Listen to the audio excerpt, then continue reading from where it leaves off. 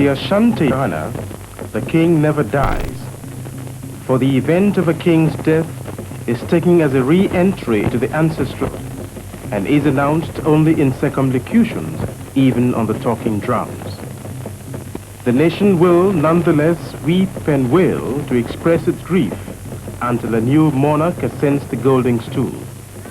A monarch who, in the traditional imagery, will restore to his people the shelter of their king's umbrella and thus save them from being scourged to death by the sun. So, as they pay their last respects to their king and master, these hornblowers are also hopeful that soon they will adulate another descendant of Ware and Opoku and recount to him the history of the nation. To locate another eagle for the nation is the constitutional duty of the Queen Mother, now the Regent.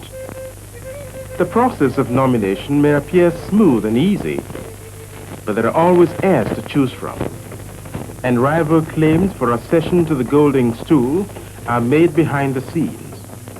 The kingmakers of the royal household, that is, the occupants of the Jesse and Kobia and Ware stools, may have to face an uphill task to come to a conclusion.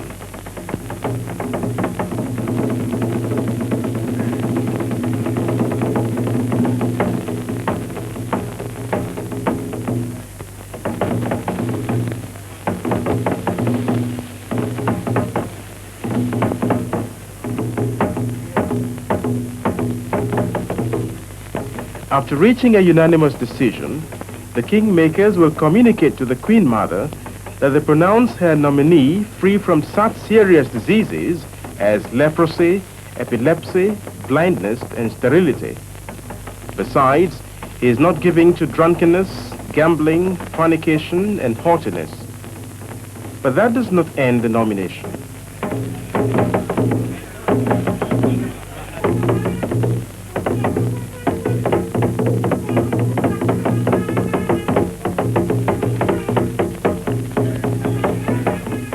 Same physical and moral analyses are done by yet another body, the Kumasi State Council. Under the leadership of the principal right-wing chief of Kumasi, the Asantehene, the councillors will decide whether they accept or reject the first nominated heir. And what conclusion will they reach? Yes or no? It is yes. It is concerted yes for Berema Opoku, the nominee.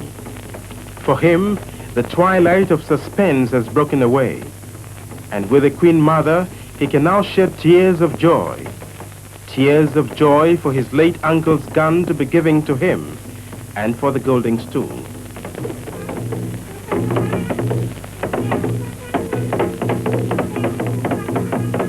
The grove of the historic priests at Otumfuo at Agona in Asante, being visited today on the occasion of the making of a new king, takes us back to history. How and when the Asante nation and the golden stool came into being. Until the end of the 17th century, Kumasi was a subject state of the Denchera nation, to whose king it sent gold, dust, and wives annually as tribute. With the help and wise counsel of the priest Anoche, the great ancestor chief of Agona, Kumasi was determined to break and cast off the yoke of service.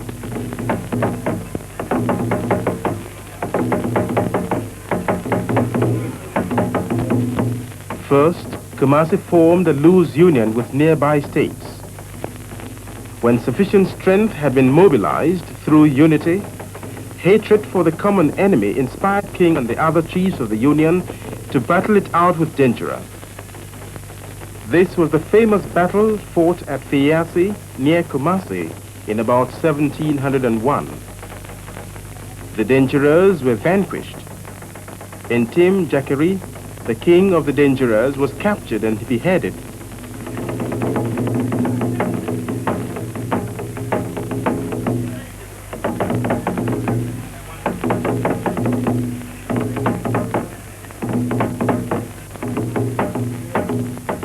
Some of the weapons used to silence Denchera in the Battle of Fiasi have been kept as museum pieces in the priest Anochi's grove at Agona.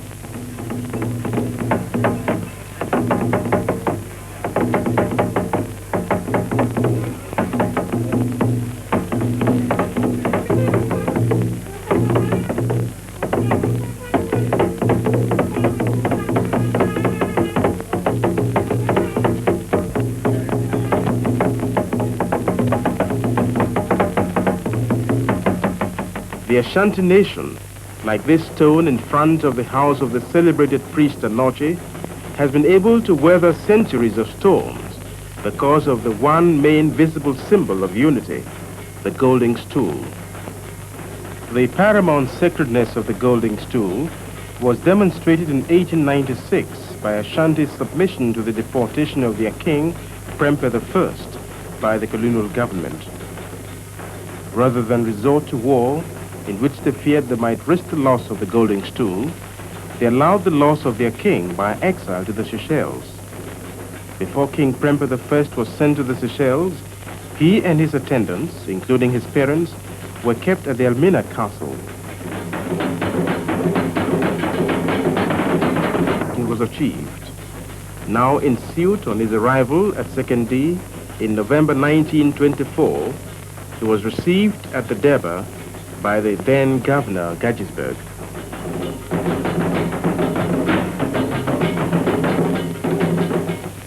Today, the links of history continue to chain together as time moves on, with Berima Kweku Edusei, the successful nominee to the Golden Stool of Ashanti. After a period of confinement following his nomination, the king-elect now emerges for a public introduction. On this occasion, the king-elect will also take the oath of his high office before the elders of the Kumasi state. To the people, indeed to the whole kingdom, Nana Opoku is coming to supply a vital spiritual link with the ancestors, a link which has been missing since the departure of Otumfuo Osei Ajiman Prempeh II for the spirit world. The ceremony of public introduction and the taking of the oath of office together constitute one of the important procedural and constitutional requirements that the king-elect has to fulfill before he can ascend the golden stool. Then, with Pomponsio's state sword in hand and facing the Queen Mother, he swears, "I am a descendant of Osei and Opoku, of Bunsu and Ajiman. I am a direct nephew of Prempeh. Today, the soul of Ajiman Prempeh has gone whence it came, and his gun lies idle. By your grace, and by the grace of the people of Kumasi, you have presented the gun to me. If I do not protect and govern you well, as did my forebears, I swear the great oath."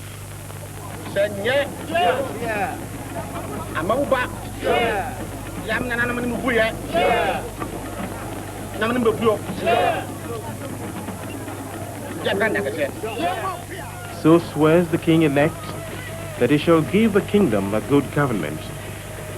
Let us rejoice. Let us raise cheers of congratulations to our new monarch, Berima Kweku Edusei, as at this hour he assumes a new name, Otumfuo Opoku Ware II of Ashanti. The sounds of drums join the voices of the people in raising shouts of thanksgiving to God Almighty and to the ancestors for their goodwill. And for being installed as their ruler today, the new king expresses his sincere gratitude to the chiefs and people, but to the clan chiefs of Kumasi and to the component states who are represented at this function by their spokesman, the king will also present appropriate sums of money as laid down by the Ashanti Constitution.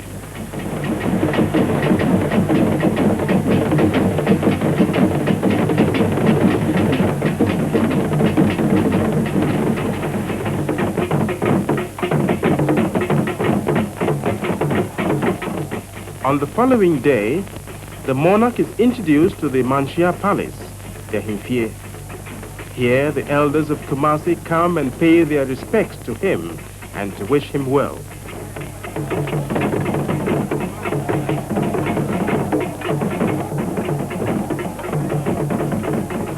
Although he can now sit in council or court as a ruler, the new monarch is not expected to hold an opinion of his own until the enstoolment or formal accession to the golden stool.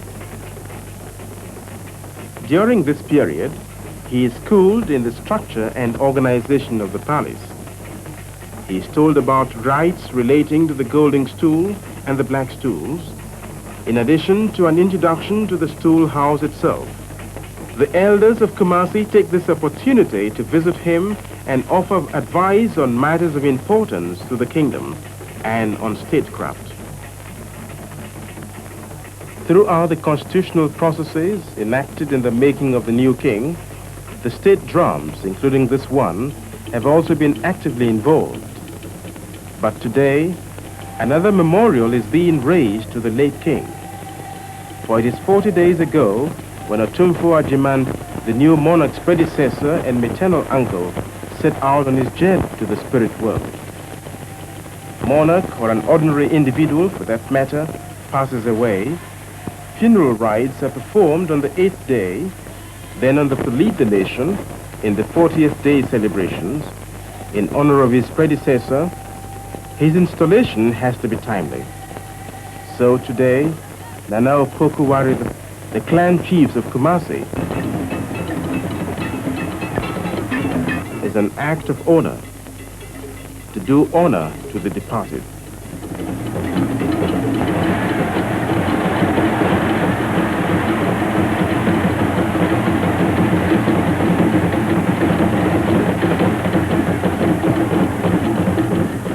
Funeral rites may help to separate the dead from the living.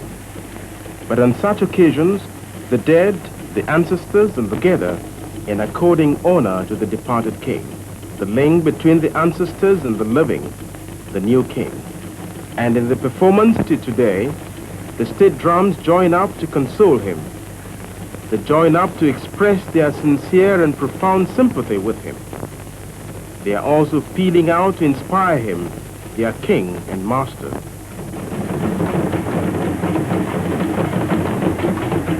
To the late king, a memorial which is symbolized by the celebrations.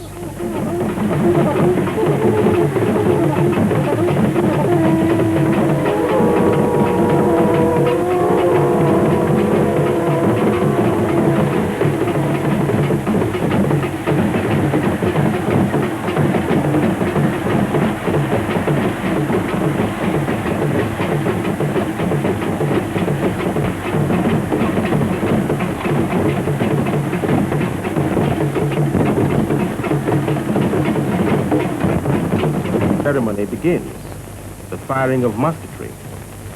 This brings together the paramount chiefs of the component states, the Asantehene, the divisional chiefs from the various states, and the people. Literally speaking, the whole kingdom assembles together to enable the Asantehene designate to demonstrate his ability to lead Asante man, the Ashanti nation. The Asantehene, as the king of the Ashanti nation, is expected to fulfill different parts and functions: a constitutional head, a religious head, and a chief warrior, all rolled into one.